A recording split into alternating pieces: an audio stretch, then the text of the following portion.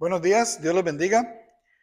La semana pasada terminamos con las bienaventuranzas, Mateo capítulo 5, versículo 12.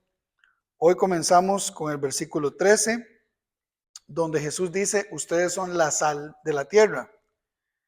Y más adelante Jesús va a decir, ustedes son la luz del mundo.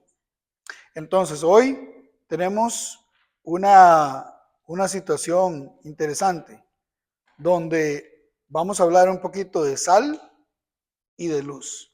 Mateo capítulo 5, versículos 13 al 16. Jesús dice que somos la sal de la tierra y somos la luz del mundo. Entonces, lo primero que Jesús nos dice es la sal de la tierra. Ahí tienen el bombillito en la pantalla. Me gustó esta imagen porque es un bombillo que da luz, pero también, si se fijan abajo, es un salero. Entonces, eso es lo que somos. Somos luz y también sal. Lo primero es la sal. Jesús dice, ustedes son la sal de la tierra, Mateo 5:13. Nosotros somos la sal porque seguimos a Jesús y somos probados. ¿Qué significa eso? Jesús le da sabor al mundo y Jesús purifica al mundo. Para eso era utilizada la sal, para darle sabor a la comida y también para purificar. En el Antiguo Testamento para eso era utilizado. Jesús viene al mundo a darle sabor al mundo y a purificar al mundo, y nosotros, como seguimos a Jesús, nosotros somos la sal. Pero también hay una razón ahí, y es porque somos probados. En Marcos 9:49 Jesús dijo esto: todos serán salados con fuego. ¿Okay? Todos serán salados con fuego, sazonados con fuego. ¿Y qué es fuego? ¿Qué es la palabra fuego aquí? La palabra fuego es la prueba. Nosotros somos la sal de la tierra y le damos sal a la tierra. Le damos sal a este mundo, le damos sal a las demás personas, porque nosotros, por medio de la prueba, hemos conseguido seguir a Jesús y ser salados. Pero podríamos también perder nuestra sazón, podríamos perder el sabor, podríamos perder la sal. Yo recuerdo, estaba yo pequeño, la primera vez que recuerdo, que tengo conciencia de haber probado comida sin sal. Visité la casa de mi abuelita, que estaba a la par allá en Costa Rica, y mi abuelita, siendo diabética, tuvo que dejar de cocinar con sal. Y recuerdo que llegué y probé arroz blanco y me supo un poco raro. Probé una sopa que también había y me supo muy rara, y yo preguntaba, ¿por qué sabe así? Y ya mi mamá me explicó, es porque abuelita es diabética y ya no puede cocinar con la misma cantidad de sal. Y entonces, desde esa vez pensé, oh, hay gente que come así. Y nunca había pensado en la importancia de la sal, pero sabía un poco extraño para mí. Ya desde ahí me he dado cuenta cuando a alguna comida le falta sal o cuando tiene mucha sal, y ya uno como que tiene una cierta preferencia de cuánta sal le echa a la comida, etc. En el caso de mi papá es muy interesante porque hace unos años, cada vez que decíamos la palabra sal o él escuchaba la palabra sal, le agarraba una tos y era algo psicológico y decíamos sal. Entonces una vez estábamos vacilando con él en la mesa, estábamos comiendo y empezamos a decir, pásame la sal, tome la sal. Lo hicimos así a propósito para vacilar. Todo el rato el pobre, mi papá, no dejó de toser en la comida porque decíamos la palabra sal. Pero como cristianos podríamos perder ese sabor espiritual. Jesús dice ahí en Marcos 9:49, todos serán salados con fuego. La sal es buena, pero si deja de ser salada, ¿cómo la pueden sazonar de nuevo?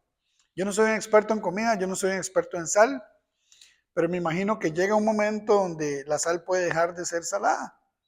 Nunca lo he experimentado, nunca le he echado sal a la comida y he dicho, esa sal está mala, no sé cómo es eso, no sé en qué momento se pone mala, pero Jesús utiliza este ejemplo. Si ya la sal deja de ser buena para lo que es útil, ¿cómo va a ser de nuevo sazonada? Tal vez ya solamente se puede tirar a la calle. Dice que si la sal pierde su sabor, ¿cómo va a recobrar ese sabor? Dice, ya no sirve para nada, sino para que la gente la deseche y la pisotee.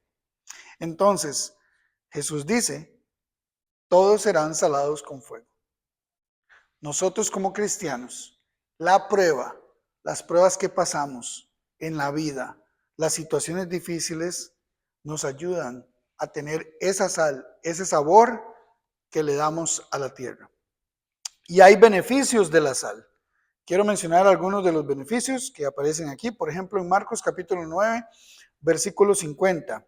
Dice que no falte la sal entre ustedes. ¿Para qué? Dice el versículo. Para que puedan vivir en paz unos con otros. Esa sal que nosotros podemos tener como cristianos trae paz a nuestra comunidad de cristianos.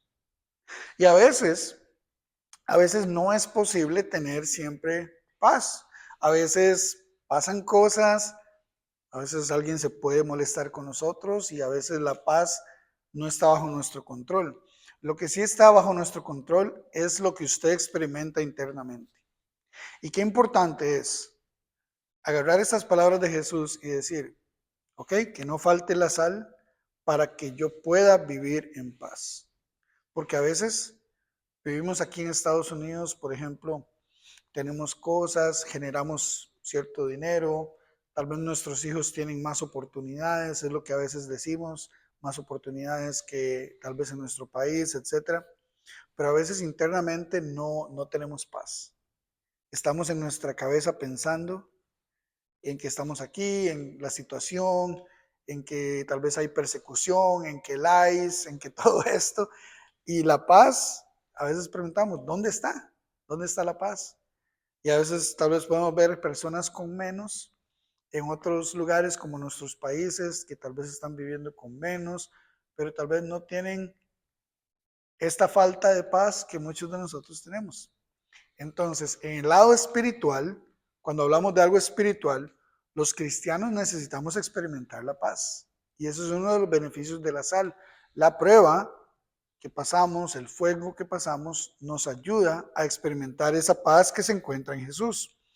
Otra cosa que Pablo dijo en Colosenses capítulo 4, dice que su conversación sea siempre amable, sazonada con sal, para que sepan cómo responder a cada persona. Eso fue una de las cosas que mi papá siempre me dijo cuando trabajé con él en el ministerio. Me decía, hijo, siempre hay que hablar con tacto. Me decía esa palabra, tacto. Tener tacto al hablar con las personas, como de una manera correcta, una manera amable, hablar con las personas y tener tacto. Y cuando leo este versículo recuerdo esas palabras de mi papá.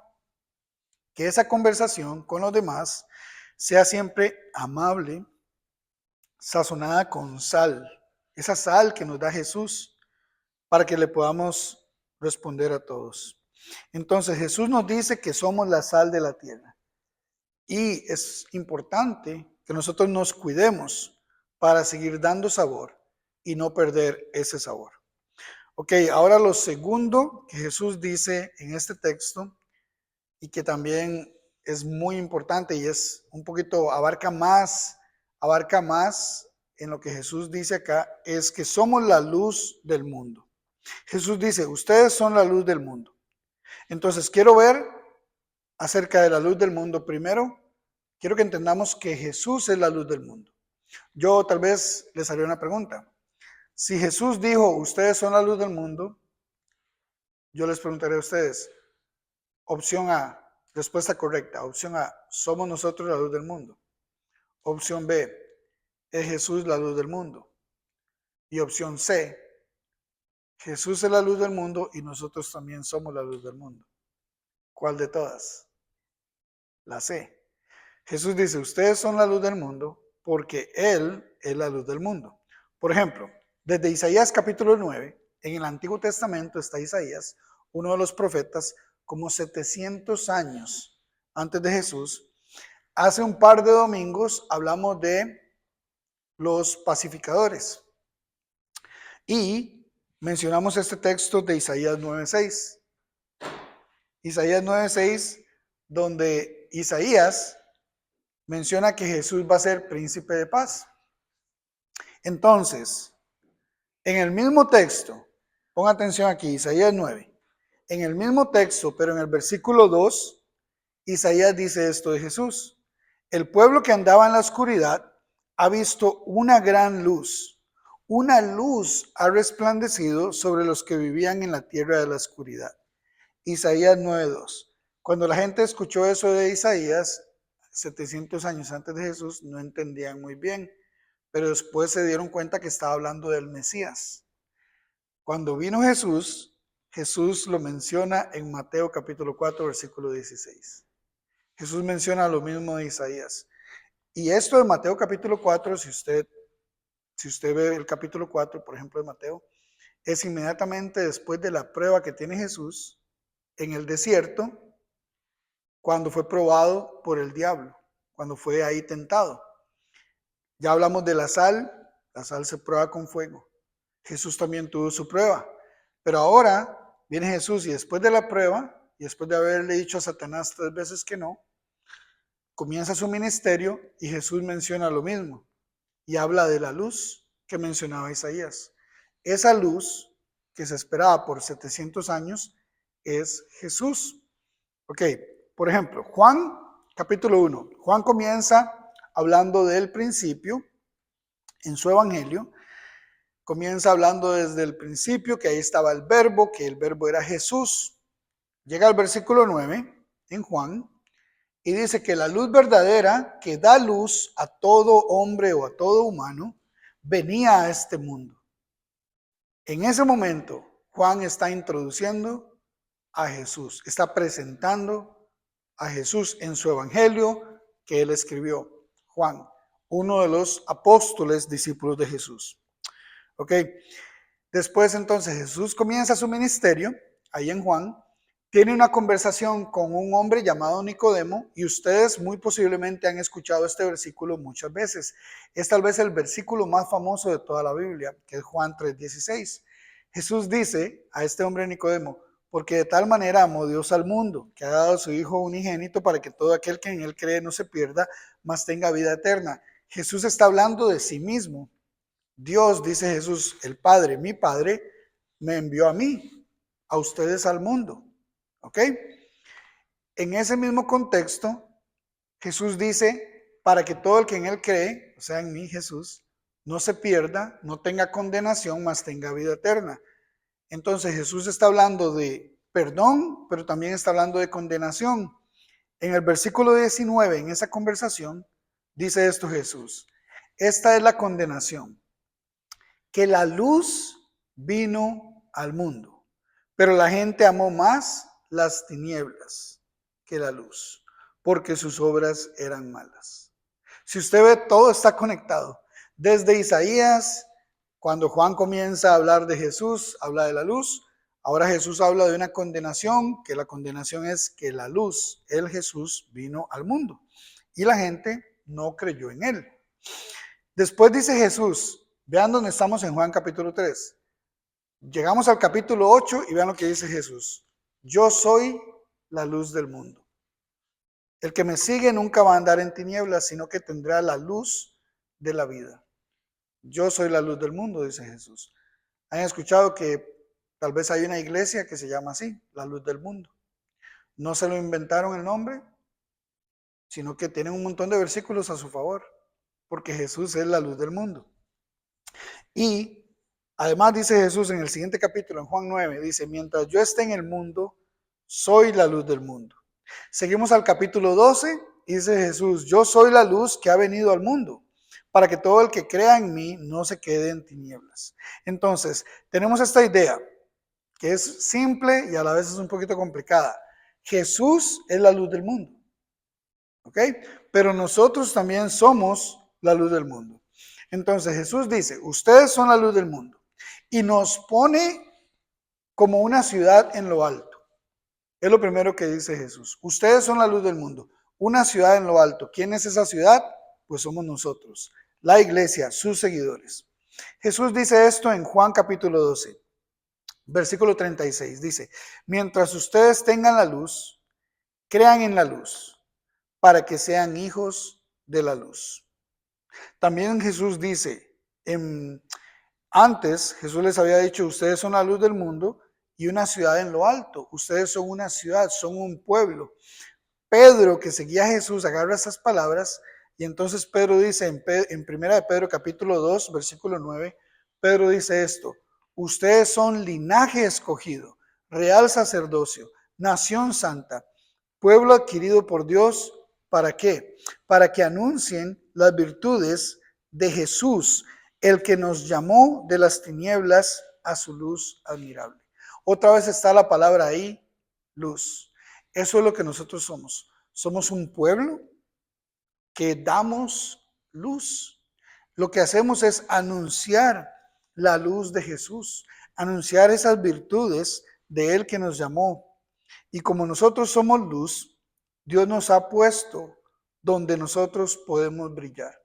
Aquí dice, una ciudad en lo alto no puede esconderse, dice Jesús. Ustedes han escuchado tal vez ese versículo que está ahí en Mateo 5:14. Y a veces pensamos una ciudad en lo alto, en alguna montaña, una ciudad que no se puede esconder. Jesús dice, tampoco se enciende una lámpara para cubrirla con una vasija.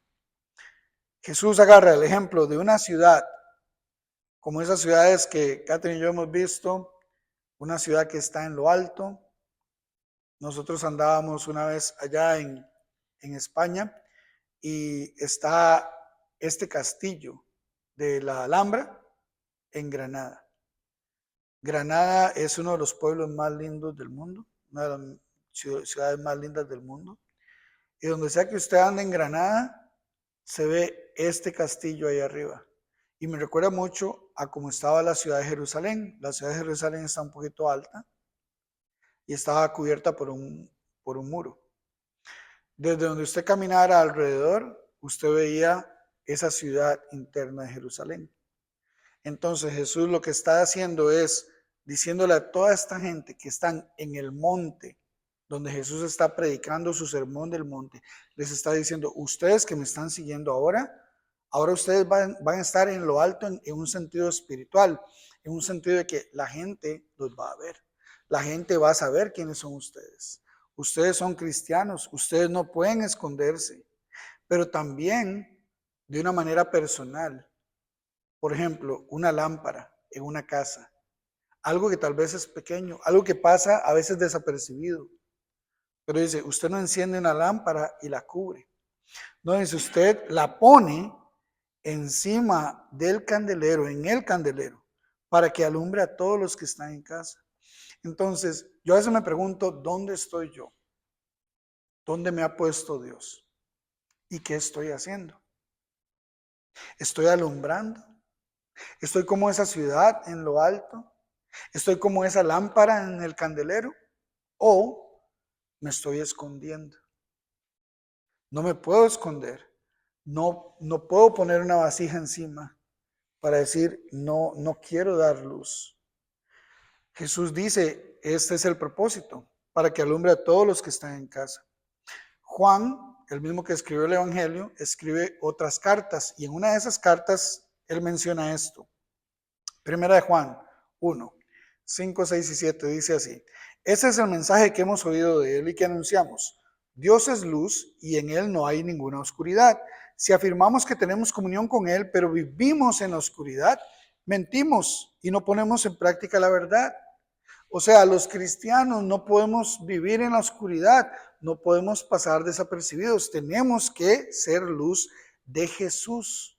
Entonces dice el versículo 7, pero si vivimos en la luz, así como Él está en la luz, tenemos comunión unos con otros y la sangre de Jesús nos limpia de todo pecado. La persona que está en la luz sabe dónde Dios le ha puesto, donde sea que Dios le ha puesto, va a dar luz.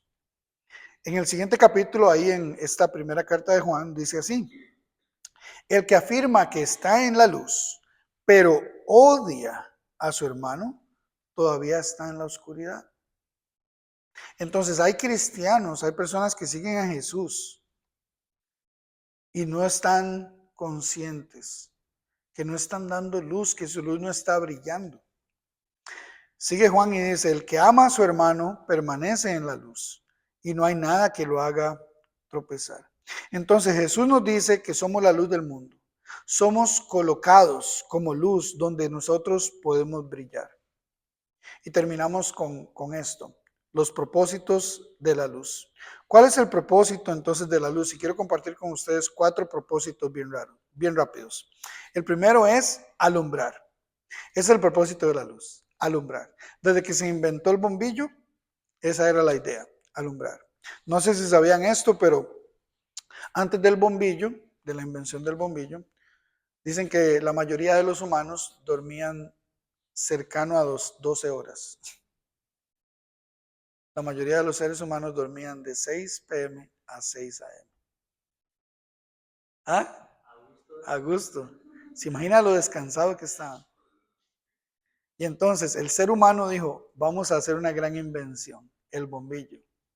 Pero a veces una bendición puede ser una maldición. Porque el bombillo nos trae cosas muy buenas. Aquí tenemos un poco de bombillos que nos alumbran este lugar. Pero el ser humano entonces durmió cada vez menos. Y al día de hoy es cuando la humanidad ha dormido menos en la historia. Porque tenemos la ventaja y la desventaja del bombillo. Pero una luz, el propósito de la luz es alumbrar. Jesús dice que el propósito nuestro es para alumbrar a todos los que están en casa. Eso es lo que necesitamos hacer, alumbrar. Número 2, voy rápido, brillar. Hay luces que alumbran y hay luces que brillan. A mi hijo Noah le encantan las estrellas y seguro como aquí cuesta mucho ver las estrellas, ¿verdad? Cuesta, porque en mi país se ven casi que todas las noches, en sus países también, pero aquí cuesta. Y cada vez que vemos las estrellas, como, las estrellas se pueden ver y le encanta ver las estrellas y obviamente la primera estrella que vemos es la que más brilla, que usualmente es Venus, si se puede ver. Esa es la que brilla. Las demás estrellas pueden alumbrar, pero hay una estrella que brilla. Y ese es nuestro propósito. Dice Jesús ahí en Mateo 5:16, hagan brillar su luz frente a todos. Entonces ya no es solo alumbrar, sino también brillar. Número 3, dar testimonio. Dar testimonio. Me gusta este canto, mucho de niños, pero habla de la lucecita mía, la dejaré brillar, y a veces levantan el dedo los niños. Ahí está en inglés. This little light of mine, I'm gonna let it shine. La lucecita mía, la dejaré brillar, brillará, brillará, brillará. Algo así va la canción, no me la sé exactamente, pero por ahí va. Y la idea es eso, nosotros le enseñamos a los niños, hay que brillar. ¿Y cómo brillamos? Muchas veces dando nuestro testimonio. Jesús dice, hagan brillar su luz, ¿para qué? Para que la gente vea sus buenas obras. Nuestras buenas obras, nuestro testimonio. Nosotros con nuestro testimonio hacemos brillar. Y número 4, ese es otro propósito, es la alabanza que la gente le da a Dios. Porque ven nuestras buenas obras, dice Jesús, van a alabar a su Padre que está en los cielos. Ese es el propósito. Jesús es la luz, pero usted y yo también somos luz. Usted da luz. Otros entonces ven su luz y ellos siguen la luz que es Jesús, por nuestro testimonio. Y entonces viene la pregunta, ¿está usted consciente que usted es la luz del mundo? Y a veces perdemos la idea. Quiero compartirles esta imagen de hace más o menos 20 años. Este jugador fue el mejor jugador del mundo, Balón de Oro, llamado Kaká, brasileño. Él celebró con el Milán de Italia que jugaba la Champions League, celebró el campeonato quitándose la camisa, poniéndose de rodillas y su camisa, I belong to Jesus, yo pertenezco a Jesús. Hasta el día de hoy, Kaká sigue hablando de Jesús, predicando en iglesias, en portugués, en inglés, en lo que sea. Pues hace unos días, un jugador de Arsenal de Inglaterra, también brasileño, llamado Gabriel Jesús, le copió la camisa. Y esa camisa ahora la están vendiendo en Amazon. Yo ya me la quiero comprar. Y ahí está Gabriel Jesús. La misma camisa en honor a lo que Kaká hizo hace más de 20 años. Gabriel Jesús celebró su gol. Fue increíble porque entró de cambio y en el primer toque de balón metió gol. Y fue y se quitó la camisa y celebró. Y yo lo vi en vivo y yo me quedé, y apenas la vi, yo dije, la camisa de Kaká, porque se hizo muy famosa. Ellos tienen, ahí está la camisa en Amazon por si alguien la quiere comprar. Sí, yo soy todo propaganda. Y vea que no he hablado de David hoy, de la película. Primer domingo, yo dije, voy a darles un break. Pero ellos están así con las luces del mundo, o sea, todo el mundo lo ve. Esta semana tengo una noticia para ustedes. Para mí es algo, me llena, la verdad, en la cuestión personal. Comencé a ayudar aquí a ser parte de los entrenadores de la universidad de aquí de Wisconsin, de Green Bay. Estoy ayudando a entrenar al equipo masculino, al equipo de la universidad, y eso me llena. Y una de las razones que hablé con el coach es que yo trabajo con esta iglesia y me dijo, hay algunos de los jugadores que hacen estudio bíblico, algunos de ellos hablan español y vamos a tener tal vez algunas conversaciones. Ya me presentó al equipo, ya fui a 2 entrenamientos esta semana y ahí estoy y ellos me siguen en Instagram, yo los sigo a los jugadores y ellos saben que soy cristiano y puedo dar luz en ese contexto. Pero ¿saben qué es realmente la luz que Jesús habla? Esta es la luz. Yo no necesito una camisa de I Belong to Jesus y jugar en Italia o jugar en la Premier League o ir a una universidad y tener jugadores y tener un campeonato para dar luz. Esta es la luz más importante que yo puedo brillar, que yo puedo alumbrar a mi esposa y a mis hijos. Esta es la luz más importante que nosotros podemos dar en nuestra casa. Es con mi esposa, con mis hijos, con las personas más cercanas, con ustedes aquí, con los hermanos de la iglesia, con el vecino, con el compañero de trabajo, con la persona que me topo en la calle, con todos. Y esa es la pregunta que hacemos hoy. ¿Está usted dando la luz de Jesús en su casa, en su vida, donde Jesús le ha puesto?